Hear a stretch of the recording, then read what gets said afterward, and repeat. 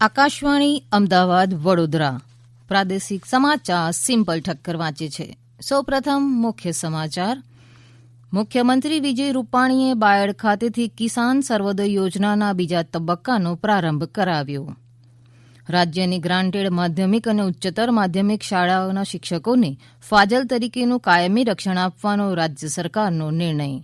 70,000 શિક્ષકોને લાભ થશે. મહેસાણાની દૂધસાગર ડેરીની ચૂંટણીમાં અશોક ચૌધરીની પેનલની જીત. રાજ્યના તમામ જિલ્લાઓમાં કોવિડ વેક્સિન રસીકરણની ડ્રાય રન યોજાયા. અને રાજ્યમાં કોરોના સંક્રમણમાં થઈ રહેલા સતત ઘટાડો. સક્રિય કેસોની સંખ્યા 9,000થી નીચે. સમાચાર વિગતવાર. મુખ્યમંત્રી શ્રી વિજય રૂપાણીએ કિસાન સર્વોદય યોજનાના બીજા તબક્કાનો બાયડ ખાતેથી પ્રારંભ કરાવતા આ યોજના જ્યોતિગ્રામ યોજના પછીની સૌથી મોટી ઐતિહાસિક યોજના બની છે તેમ જણાવ્યું છે. શ્રી રૂપાણીએ આ સંદર્ભમાં કહ્યું કે રાજ્યના ખેડૂતોને દિવસે વીજળી આપી દિવસે કામ રાત્રે વિશ્રામની નેમ આ યોજના સાકાર કરશે. ઉત્તર ગુજરાતના 600 ગામોને આજથી ગુણવત્તાયુક્ત વીજ પુરવઠો મળી રહેશે અને રાજ્યના 33 જિલ્લાઓમાં તબક્કાવાર આ યોજના લાગુ કરવામાં આવશે તો સૌરાષ્ટ્ર દક્ષિણ ગુજરાતમાં પણ શુભારંભ કરવામાં આવશે. આ પ્રસંગે ઉર્જા મંત્રી સૌરભ પટેલે જણાવ્યું હતું કે અત્યારની સરકારમાં ઉર્જા વિભાગે ખેડૂતોની ચિંતા કરીને ખર્ચ ઘટે અને આવક વધે તેવા બહુઆયામી પ્રયત્નો કરીને તેમનું જીવનધોરણ ઊંચું લાવવા અથાગ પ્રયત્ન કર્યા છે. ઉર્જામંત્રીએ વધુમાં ઉમેર્યું હતું કે કિસાન સર્વોદય યોજના ઐતિહાસિક રીતે ખેડૂતોના જીવનમાં બદલાવ લાવશે.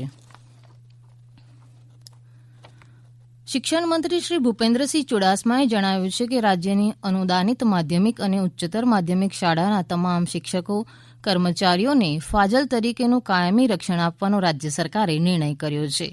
હવે પછી નવી નિમણૂક પામનાર કોઈપણ અનુદાનિત માધ્યમિક કે ઉચ્ચતર માધ્યમિક શાળાના શિક્ષક કર્મચારીને વર્ગશાળા બંધ થવાના કારણે નોકરી ગુમાવવાનો પ્રશ્ન ઉપસ્થિત થશે નહીં.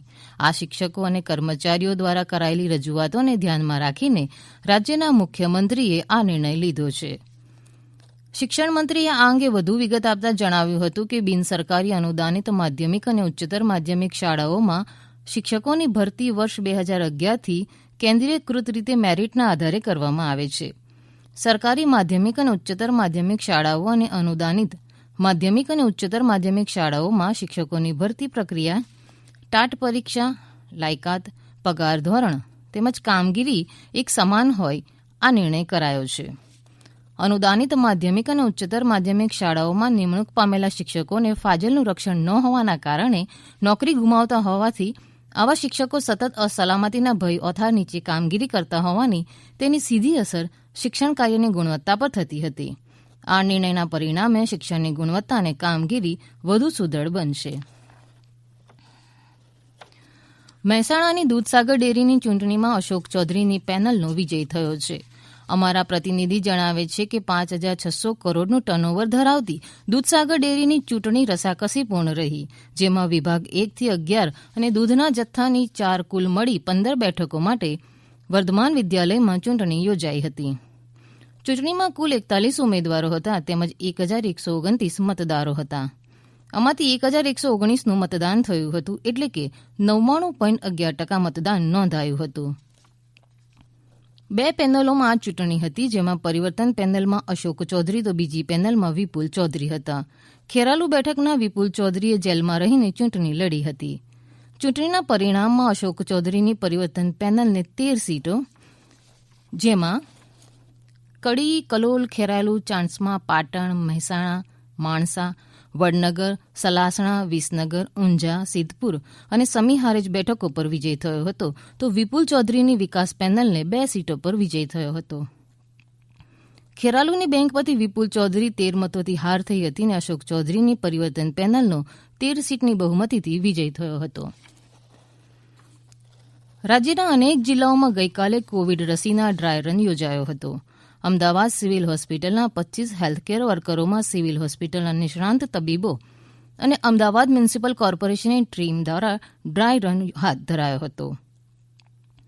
સિવિલ હોસ્પિટલના સુપ્રિન્ટેન્ડન્ટ ડોક્ટર જેવી મોદીએ જણાવ્યું કે આગામી સમયમાં અમારી સિવિલ હોસ્પિટલના મેડિકલ, નર્સિંગ, પેરામેડિકલના કુલ 7,000 સ્ટાફ મિત્રો હેલ્થકેર વર્કરોમાં કોરોનાના રસીકરણની પ્રક્રિયા હાથ ધરવા આવનાર છે, જે માટે અમારા જૂથના ટ્રોમા સેન્ટર ખાતે સમગ્ર પ્રક્રિયાને વધુ સઘન બનાવવા વેક્સિનેટર તૈયાર કરવામાં આવ્યા છે. તાપી જિલ્લામાં 5 જગ્યાએ ડ્રાય રન યોજાયો હતો, જેમાં વ્યારામાં 3 અને સોનગઢ અને ઉચ્છલમાં એક સ્થળે ડ્રાય રન યોજાયા છે. મહીસાગર જિલ્લા વિકાસ અધિકારી નેહા કુમારીની હાજરીમાં કોરોનાની ડ્રાય રન યોજાઈ, જેમાં કોવિડ રસીકરણ બાદ કોઈ વ્યક્તિને આડઅસર થાય તો કેવા પ્રકારની પ્રાથમિક સારવાર કરવી તે અંગે આરોગ્ય અધિકારીઓને વાકેફ કરવામાં આવ્યા હતા. જામનગર જિલ્લામાં કોરોનાની ડ્રાય રન લાખબા વાવડ, ફલ્લા, જાંબુડા, સિક્કા અને વિજરખી તેમજ જામનગર મહાનગરપાલિકા વિસ્તારની વિવિધ હોસ્પિટલોમાં યોજાઈ હતી. જિલ્લા આરોગ્ય અધિકારી દ્વારા ડ્રાય રનનું નિરીક્ષણ કરવામાં આવ્યું હતું. રાજપીપળાની જૂની સિવિલ હોસ્પિટલમાં કોરોનાની રસીના ડ્રાય રન યોજાઈ હતી, જેમાં 100 જેટલા આરોગ્ય કર્મીઓએ ભાગ લીધો હતો.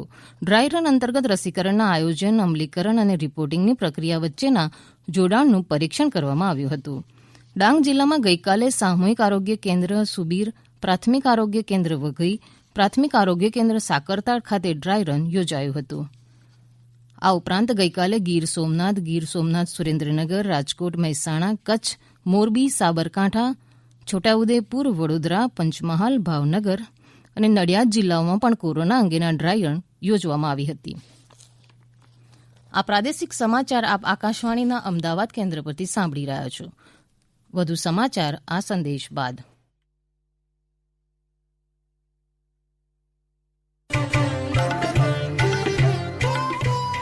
कोविड-19 से बचाव और सुरक्षित रहने के 3 उपाय: मास्क लगाएं, 2 गज दूरी है जरूरी, सुरक्षित दूरी रखें, हाथ और मुंह साफ रखें.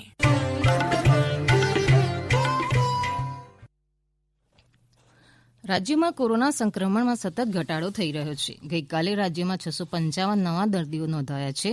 ગઈકાલે સૌથી વધુ 137 દર્દીઓ અમદાવાદ શહેર, 106 સુરત શહેર, 96 વડોદરા શહેર અને 57 રાજકોટ શહેરમાં નોંધાયા છે. આ સાથે રાજ્યમાં કુલ કેસોની સંખ્યા 2,38,581 થઈ છે. જુલાઈ મહિના બાદ પ્રથમવાર રાજ્યમાં સક્રિય કેસોની સંખ્યા 9,000ને નીચે ગઈ છે. હાલ રાજ્યમાં 8,830 દર્દીઓ સારવાર હેઠળ છે, જેમાંથી 8,701ની સ્થિતિ સ્થિર છે, જ્યારે 59 દર્દીઓ સારવાર હેઠળ છે. આ સાથે રાજ્યમાં કોરોનાથી સાજા થવાનો દર 94.71% થયો છે. ગઈકાલે વધુ 868 દર્દીઓ સાજા થતાં સાજા થનાર દર્દીઓની સંખ્યા 2,34,426 થઈ છે. ગઈકાલે વધુ 4 દર્દીઓના મોત નિપજતા કુલ મૃત્યુઆંક 4,325 થયો છે. ડ્રાઇવિંગ લાયસન્સ અને આરસી બુક સહિતના દસ્તાવેજોની માન્યતા 31 માર્ચ 2021 સુધી લંબાવવામાં આવી છે. ભારત સરકારના રોડ ટ્રાન્સપોર્ટ અને હાઇવે મંત્રાલયની એડવાઇઝરી મુજબ 1 ફેબ્રુઆરી 2020એ મુદ્દત વીતી ગયેલા દસ્તાવેજો 31 માર્ચ 2021 સુધી એન્ફોર્સમેન્ટ પૂરતા માન્ય રાખવા જણાવ્યું છે. એન્ફોર્સમેન્ટની કામગીરી દરમિયાન એન્ફોર્સમેન્ટ અધિકારી કર્મચારીઓ આ એડવાઇઝરીને ધ્યાનમાં રાખી કામગીરી કરવાની રહેશે. કેન્દ્રીય ગૃહ મંત્રાલયના સીમા વ્યવસ્થાપન વિભાગની એક સમિતિ આજે કંડલા બંદરની મુલાકાત લેશે. સરહદી વિસ્તારમાં માલસામાન, પ્રવાસીઓની હેરફેર અર્થે આધુનિક માળખાકીય સુવિધા ઊભી કરવા સાથે સંકળાયેલા વિભાગની સમિતિ આજે બપોરે કંડલા બંદરે પહોંચી બંદરની ગતિવિધિઓનું નિરીક્ષણ કરશે. આ સમિતિ વિવિધ સરકારી માર્ગદર્શિકાનું પાલન, કોન્ટ્રાક્ટ પદ્ધતિ, માલસામાનની હેરફેર વગેરે બાબતોનું અભ્યાસ સમીક્ષા કરશે. ખેડા જિલ્લાના મહુદામાં કોંગ્રેસના સ્થાનિક ધારાસભ્ય સામે નારાજગીના કારણે સ્થાનિક સ્વરાજની ચૂંટણી પહેલા જ 100 ઉપરાંત કોંગ્રેસના આગેવાનો ભાજપમાં જોડાતા કોંગ્રેસને ફટકો પડ્યો છે. આ 100 અગ્રણી કાર્યકરોમાં મહુદા વિસ્તારના સરપંચો, ડેપ્યુટી સરપંચ, તાલુકા પંચાયતના સભ્યો, દૂધ ડેરીના ચેરમેનો સહિતના આગેવાનો ભાજપમાં જોડાયા છે. રાજ્યના વિવિધ વિસ્તારોમાં વાદળછાયા વાતાવરણ વચ્ચે લઘુત્તમ તાપમાનમાં સહેજ વધારો નોંધાયો છે. રાજ્યના 4 શહેરોમાં ગઈકાલે લઘુત્તમ તાપમાન 11 ડિગ્રીથી ઓછું નોંધાયું છે. 7.8 ડિગ્રી લઘુત્તમ તાપમાન સાથે નલિયા રાજ્યનું સૌથી ઠંડુ શહેર રહ્યું.